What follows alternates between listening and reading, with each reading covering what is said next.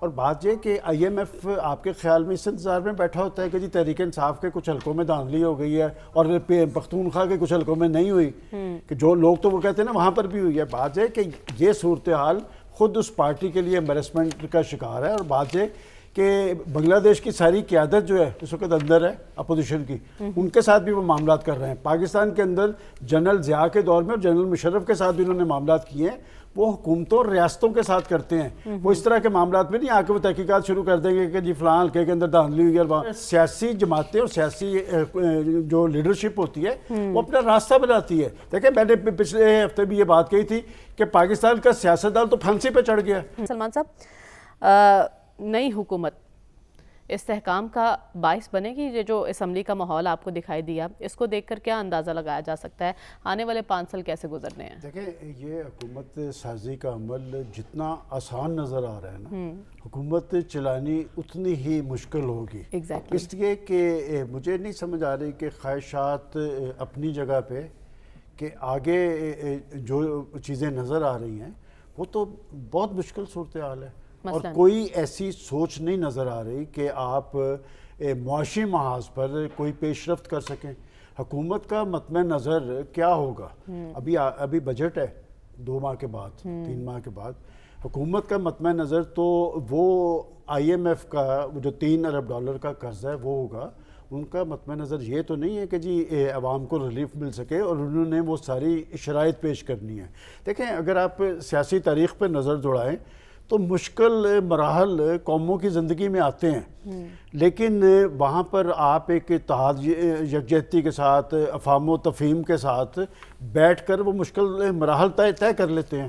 مجھے اس وقت کوئی ایسی سوچ اور اپروچ میں بڑا سوچتا رہا ہوں کہ کیسے آگے کی طرف چل پائیں گے، اس لیے کہ سیاسی محاذ پر جو نظر آ رہا ہے اس میں تو ایک ڈیڈ لاک ہے، اس میں تو کوئی ڈائیلاگ کی کوئی صورتحال بنتی نظر نہیں آ رہی. اور آپ نے ایوانوں کی بات کی ہے، ابھی یہ معاملہ ایوانوں کے اندر ہے اور کوئی بھی نوشتہ دیوار پڑھنے کے لیے تیار نہیں. اور پاکستان کے عوام نے 8 فروری کو بہت ساری امیدیں اور توقعات قائم کی پاکستان کی پولیٹیکل پارٹی سے.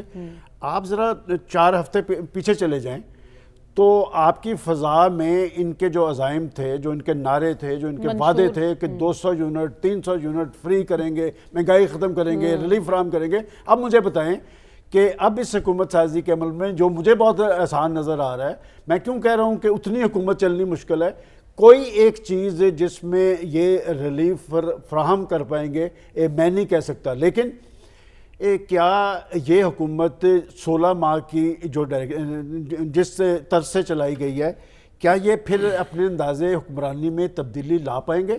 شہباز شریف صاحب پرائم منسٹر ہے، اور شہباز شریف صاحب کے حوالے سے میں ایک بات ہمیشہ کہتا ہوں، چونکہ ہم انہیں پنجاب کے محاذ میں بہت قریب سے دیکھتے رہے کہ وہ کوئی چیز طے کر لینا تو وہ کر لیتے تھے. لیکن 16 جماعتوں کا اتحاد ایک طرف، کیونکہ وہاں بلیک میلنگ کے چانسز زیادہ تھے. اب تو پیپلز پارٹی اور نون لیگ مل کر ایک حکومت بنا رہے ہیں. آپ کو نہیں لگتا یہاں بلیک میلنگ کے چانسز کم ہوں گے؟ بات یہ کہ یہ آپ نے درست کہا کہ اس وقت جو کیفیت تھی، اور میں جانتا ہوں کہ اس وقت کے پرائم منسٹر کو کیا کیا مشکلات تھی. اب 2 بڑی پارٹیز، یہ بات درست ہے کہ اب وہ تلوار نہیں لٹک رہی. میں نے جیسے آپ کو پہلے بھی پروگرام میں بتایا تھا کہ اس وقت ٹوٹل ملا کے ان کے پاس 113 نشستیں تھیں 2018 میں، اب یہ پہنچ گئے 200 سے اوپر.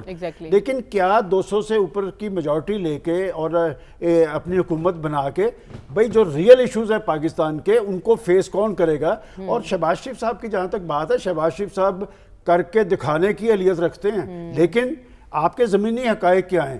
آپ نے آئی ایم ایف کو مطمئن کرنا ہے یا 24 کروڑ عوام کو مطمئن کرنا ہے؟ یہ فیصلہ کرنا ہوگا. اور یہ فیصلہ ہو سکتا تھا اگر پاکستان کی پولیٹیکل فورسز کے درمیان کوئی ڈائیلاگ ہوتا اور ڈائیلاگ کے راستے ہوتے. مجھے تو کوئی ایک ایسی چیز نظر نہیں آ رہی جس میں پاکستان کے اندر سیاسی استحکام ممکن بن پائے. اور اگر سیاسی استحکام نہیں ہونا تو پھر معاشی استحکام کا خواب تو حقیقت نہیں بن پائے، ادھورا رہ جائے گا. مولانا آج کل کچھ خفا ہیں اسپیشلی نون لیگ اور پیپلز پارٹی سے، اور انہوں نے اپوزیشن میں بیٹھنے کا اعلان کیا ہے.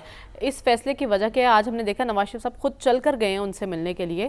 کیا تحفظات ہیں مولانا صاحب کے، اور کیا نواز شریف صاحب کوئی کامیاب ہوئے انہیں منانے میں؟ میں نے آپ کے لاسٹ ویک پروگرام میں کہا تھا کہ مولانا نواز شریف صاحب کو مخاطب کرتے نظر آ رہے ہیں، اور پچھلے 24 گھنٹے میں بڑی پیش رفت سیاسی محاذ پر یہی ہوئی ہے کہ پہلے دونوں پارٹیز کا ایک اعلیٰ سطحی وفد گیا مولانا کے پاس، اور مولانا بات چیت کے ماہر ہیں.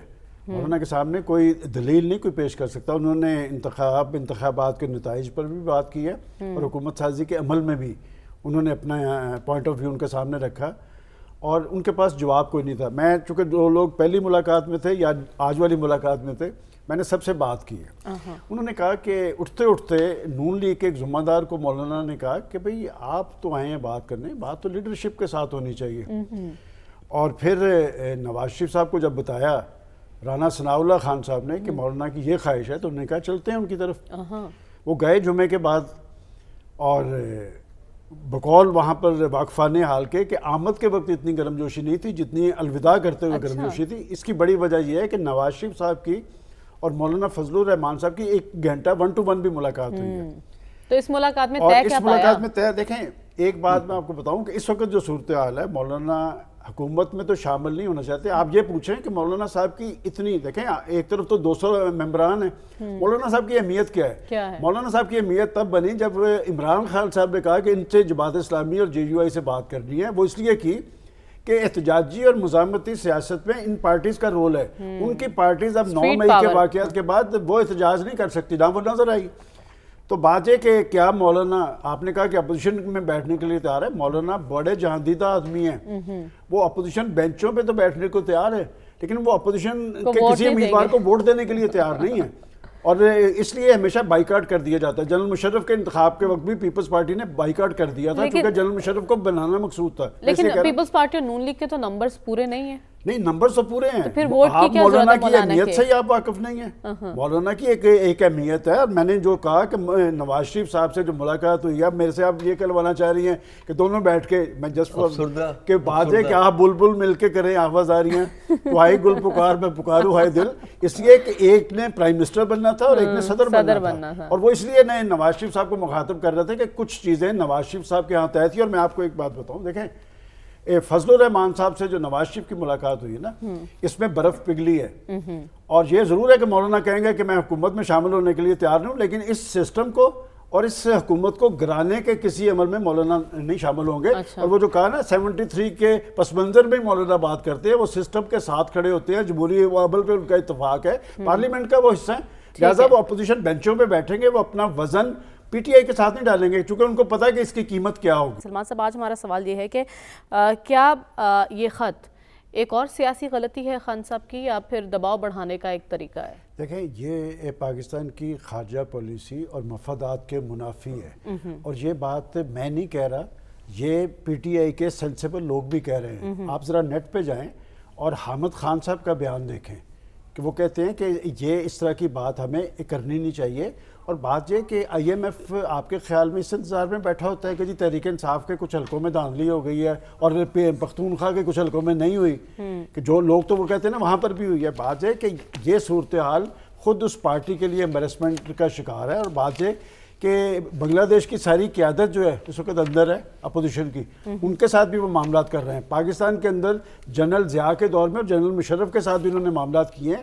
وہ حکومتوں اور ریاستوں کے ساتھ کرتے ہیں. وہ اس طرح کے معاملات میں نہیں آ کے وہ تحقیقات شروع کر دیں گے کہ جی فلاں حلقے کے اندر دھاندلی ہوئی ہے. سیاسی جماعتیں اور سیاسی جو لیڈرشپ ہوتی ہے وہ اپنا راستہ بناتی ہے. دیکھیں, میں نے پچھلے ہفتے بھی یہ بات کہی تھی کہ پاکستان کا سیاستدان تو پھانسی پہ چڑھ گیا اور وہ اس کے بعد ثابت ہو گیا کہ وہ سیاسی مقاصد تھے اور وہ انصاف کے بنیاد پہ نہیں تھا. کیا انہوں نے دنیا کے عالمی اداروں کو خط لکھا تھا کہ بھٹو صاحب کو پھانسی ہو گئی تو ہم نواز شریف صاحب عدالتی طور پہ نااہل ہو گئے؟ انہوں نے خط لکھا تھا. یہ اصل میں سائفر کا سیکنڈ فیز ہے کہ سائفر کے ذریعے پہلے پاکستان کو امبیرسمنٹ سے 2-4 کیا گیا, اب یہ IMF اور اس کا کوئی فائدہ ان کو نہیں ہوگا. ٹھیک ہے. سراج الحق صاحب نے بھی کہا نا کہ IMF کو خط لکھنا گھر کے کپڑے چوک میں دھونے کے مترادف ہے.